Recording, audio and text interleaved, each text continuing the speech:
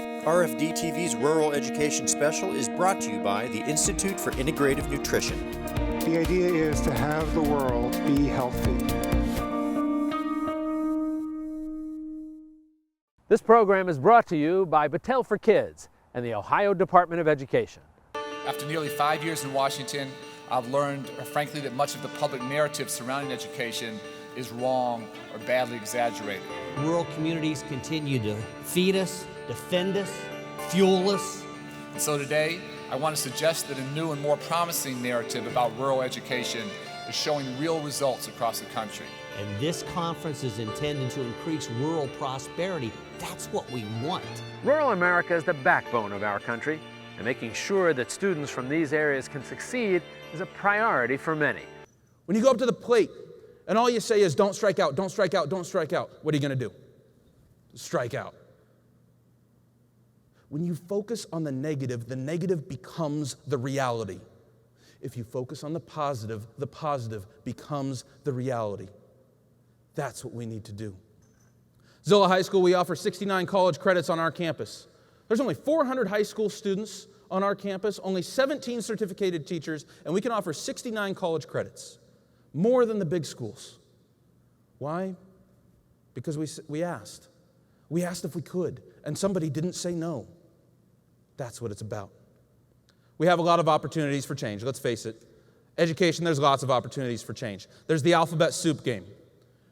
We can talk about Common Core State Standards, Next Generation Science Standards, Teacher Principal Evaluation Programs, TERS, Teacher Retirement Systems, and I put on the last two just because I'm sure something got invented this morning.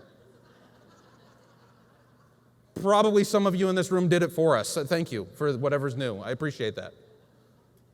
There are a lot of opportunities for change out there, but with every opportunity for change just means that we have to maintain our focus on what is absolutely most important. For me, it became a little bit more complicated over the last few years as my main focus split in three. My main focus now sits in Monica, my wife, my son Andrew, and my daughter Michaela. That's my focus. Oh, so you're worried about your kids' education? Nope. Let's face it. I'm a teacher. My wife is a college graduate. I know my kids' education is going to be just fine. What I'm worried about is the future that they're going to grow up in. I don't know who their neighbors are going to be. I don't know who their coworkers are going to be. I don't know the economic realities that they're going to live in. And you know what scares me the most? Do you see that little girl? She's cute. Somebody's going to want to marry her someday, and I don't get to pick. Somebody else is going to come along and want to marry her, and I don't get to choose who that is. I need to make sure that every single kid out there is educated. Because if they're not, they might marry into my family. That scares me. You got to be ready for every single one of the kids that are out there. You have to be ready for them. Student relationships must come first. When we start teaching, when we start educating, we have to put relationships first and content second. You know what happens when you do that? When you go to the volleyball games, when you go to the track meets, when you go to these other places, the kids work harder for you and you can do way more content when you stop focusing on the content. That's what it's all about.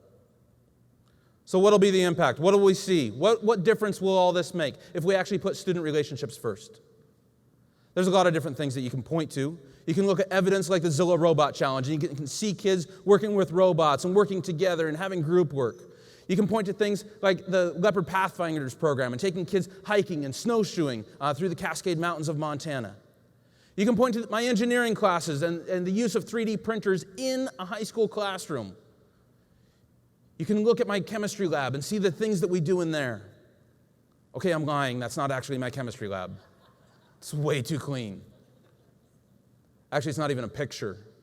That's a 3D rendering drawn by my architecture students to scale of my chemistry lab. And kids in high school can do this today. But that's not the outcome we're looking for. The outcome we're looking for, the real impact, is that we give our students hope. That's what it's about, isn't it? That they can have the hope and the dreams to go from our towns, from our communities, to wherever it is that they want to go. And I am absolutely not alone. Look around this room. You're all here today for one reason, for the same reason that I am, to give students hope that they can fulfill their dreams. Please never, ever, ever forget that. So let's finish this thing off by saying, what do we teach? Because it's not just me as a teacher, it's about the custodians, it's about the janitors, it's about the secretaries, it's about the district administration. It's all of us teaching together. What do we teach together? We teach the students of all backgrounds, of all abilities, to be successful no matter the circumstance. That's what we teach to students of all backgrounds, of all abilities, to be successful no matter the circumstance. That's what we teach. Hi, my name's Paul Hamilton, and I am an artist. Welcome to Orange Couch. What is Orange Couch? Orange Couch is a video-based creative arts program. This is not arts and crafts time. This is real art, real ideas. Every time you order Orange Couch, you're going to receive quality art materials to reach your creative goals. So everything you need is going to be right here and right here. Go to orangecouch.org today and order yours now. Welcome to Creo Studio. So, what is Creo Studio? Creo Studio is a video-based creative arts program using the tablet to make new and creative ways to express yourself through art making. World-renowned artist and designer Paul Hamilton teaches you how to express yourself more creatively. And the Creo team teaches you all the tools you need to make meaningful art. Go to creostudio.org today and order yours now. Hi, my name's Paul Hamilton, and I am an artist. Welcome to Orange Couch. What is Orange Couch? Orange Couch is a video-based creative arts program. This is not arts and crafts time. This is real art, real ideas. Every time you order Orange Couch, you're going to receive quality art materials to reach your creative goals. So everything you need is going to be right here and right here. Go to orangecouch.org today and order yours now. Welcome to Creo Studio. So, what is Creo Studio? Creo Studio is a video-based creative arts program using the tablet to make new and creative ways to express yourself through art making. World-renowned artist and designer Paul Hamilton teaches you how to express yourself more creatively. And the Creo team teaches you all the tools you need to make meaningful art. Go to creostudio.org today and order yours now. Hi, I'm Jack Ford from American Ed TV. More than half of all school districts and about a third of all public schools are located in rural areas. The Rural Education National Forum is a unique opportunity to advance conversations around rural education and prosperity through collaborative action. The forum, sponsored by Battelle for Kids and the Ohio Department of Education, is designed to connect and strengthen collaborative rural education and prosperity efforts across the country. A high-speed internet connection, as everyone here knows, can enable rural students to take online courses and gain access to cutting-edge research at universities. Highlight powerful instructional and leadership practices in rural districts. Can we identify highly effective rural teachers? Can we make more of them? Well, this is where the real work is happening, and there are very real challenges in education for the country and in rural education. But for all those very real challenges, I'm wildly hopeful. And I'm hopeful and optimistic because I see so much of the great work that's going on. There's so many people here today who are driving just huge systemic transformational change in kids and communities who historically weren't receiving great educations. Are higher graduation rates, more students taking and passing AP classes, more students actually prepared to go on to college. And so I'm very, very encouraged, and this is how I learn. I don't learn sitting in my office in Washington. I learn by getting out and talking to folks who are doing the real work every day. And my job and my goal is to be a good partner with the folks in the local communities who are making a difference in kids' lives. Historically, some schools in rural communities were chronically underperformed. We're seeing many of those schools be transformed, be turned around. And we're thrilled to be a partner to invest in those efforts. But I always say the best ideas will never come from me or frankly anyone else in Washington. The best ideas come at the local level. And our job is to invest in what's going on at the local level, to learn and then take to scale what's actually working. The challenges facing rural and small town districts are very real and they're urgent. They do suffer from shrinking tax bases. Rural districts have struggled to recruit and retain great teachers. Yet with all that said, I reject the narrative that says that rural America cannot provide a rich and rigorous curriculum or compete for attention and funding. And I reject the idea that rural America cannot implement transformational reform. Not just about sharing education ideas, but community development, business enterprises, government. Today, the results are starting to come in, and they are absolutely at odds with much of the conventional narrative back in Washington. Personally, I'm always humbled when I walk into a room like this and see educators, leaders, community stakeholders like you, because you inspire me. You inspire me because of the great things you do for America's rural communities, but especially for our rural children. And as I talk today, I want you to know that when I stand up here, I feel very, very lucky. I feel lucky because so many things went right for me as a child. As Jim said, I grew up on a farm in Northwest Ohio. My father was a farmer and trained as a vocational agriculture teacher. And I want to tell you that I think rural communities can be very nurturing to their children. I like the rural values of home, good neighborship, and simplicity, clearness of values. And I'm sure many of you feel the same way. But rural kids suffer tragedies also. Now, one of my favorite quotes is, the grass isn't greener on the other side. The grass is greener where you water it. And if you water apathy, you'll get apathy. And if you water judgment, you'll get labels. But if you water development, you'll get improvement. Now, we have studied these highly effective teachers over multiple years. And with the help of Dr. Robert Quinn from the University of Michigan, the Ross School of Business, he put together a competing values framework that has been listed as one of the 40 most powerful business frameworks in America. Now, he came because he took a particular interest in highly effective teachers and the practices. And this framework absolutely works for them. This is the framework, when we look at these colors, this will give us a way to talk about it. This framework to look at highly effective teachers, but he used it to look at highly effective leaders in organizations and business, highly effective organizations. And it turns out in his research with us that what teachers do is the same as what CEOs do. They are the leaders of very complex organizations. And as such, it can't be simply defined. Hi, my name's Paul Hamilton, and I am an artist. Welcome to Orange Couch. What is Orange Couch? Orange Couch is a video-based creative arts program. This is not arts and crafts time. This is real art, real ideas.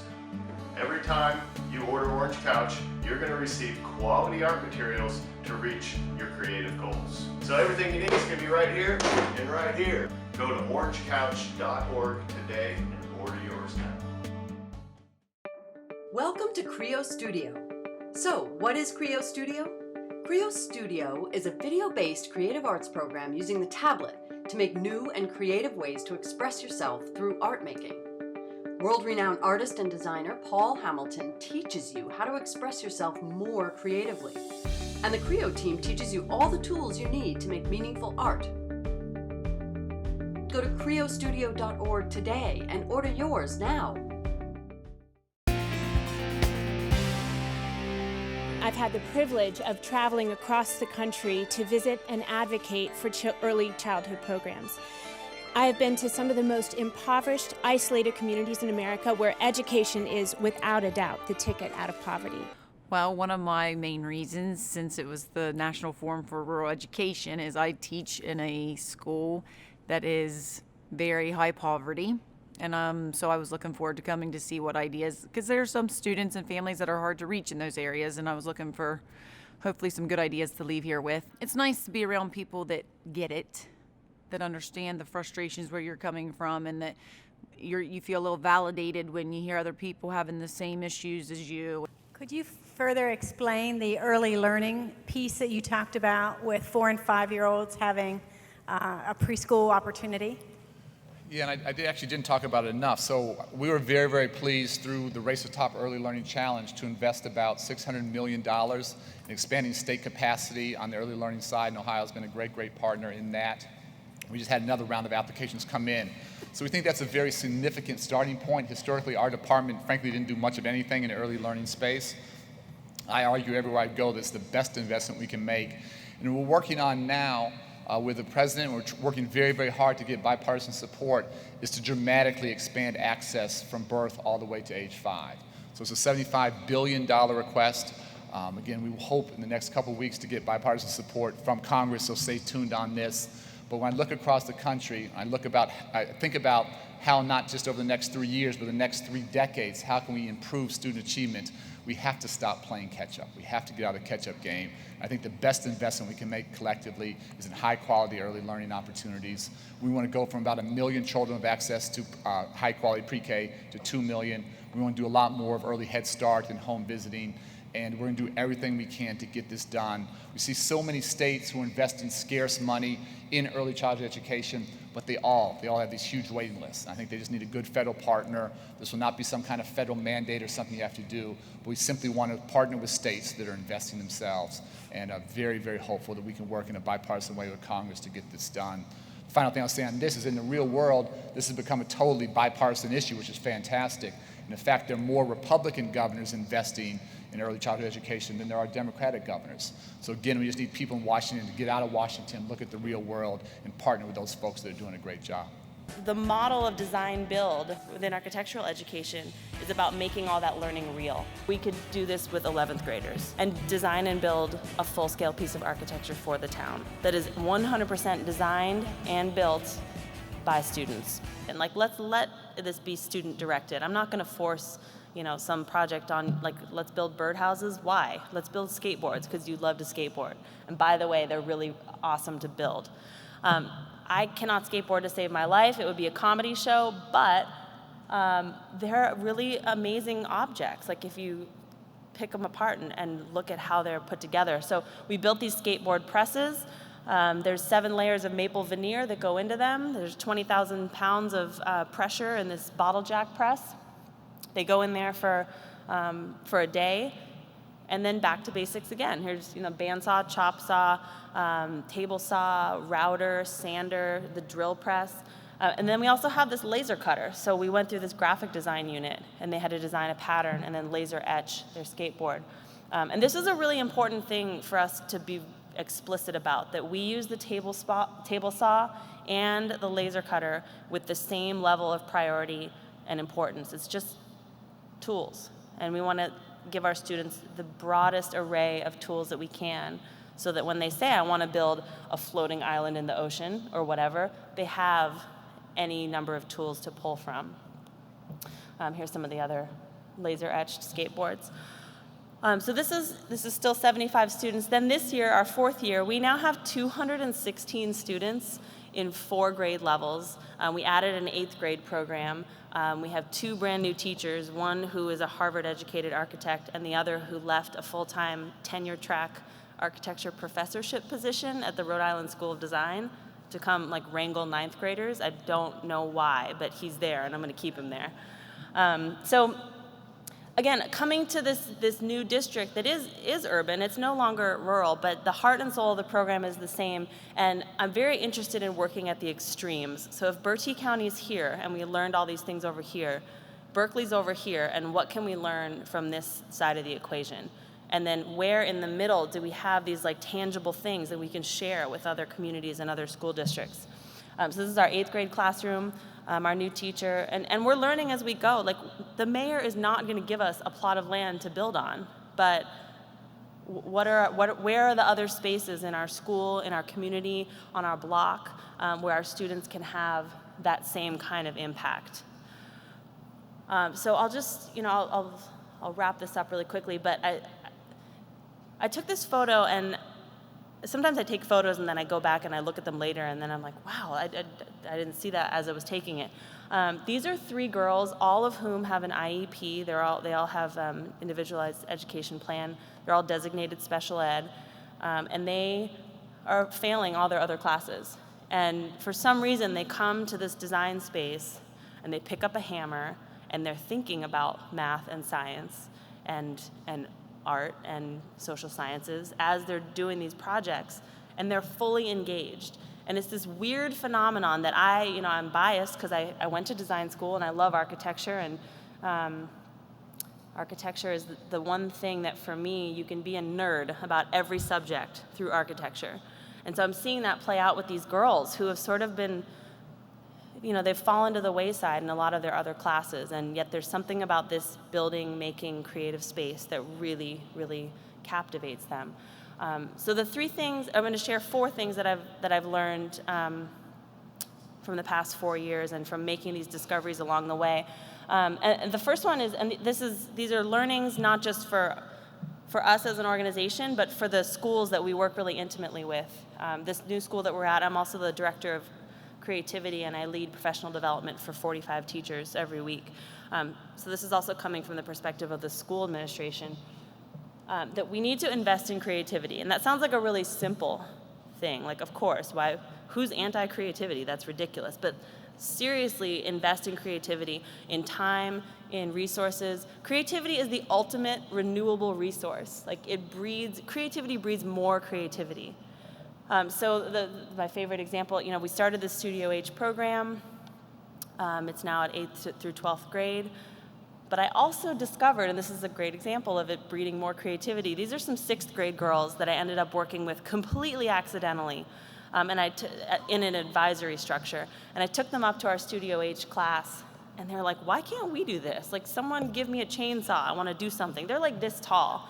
And so I'm like, well, why can't they? Like, I'm thinking that would be amazing. And there's something about the way girls come into the making space at an age where they're being told, either consciously or subconsciously, that math is not for them. This is about the age when most girls start saying, I hate math and I'm bad at it. Welcome to Creo Studio. So, what is Creo Studio? Creo Studio is a video-based creative arts program using the tablet to make new and creative ways to express yourself through art making. World-renowned artist and designer Paul Hamilton teaches you how to express yourself more creatively. And the Creo team teaches you all the tools you need to make meaningful art. Go to creostudio.org today and order yours now.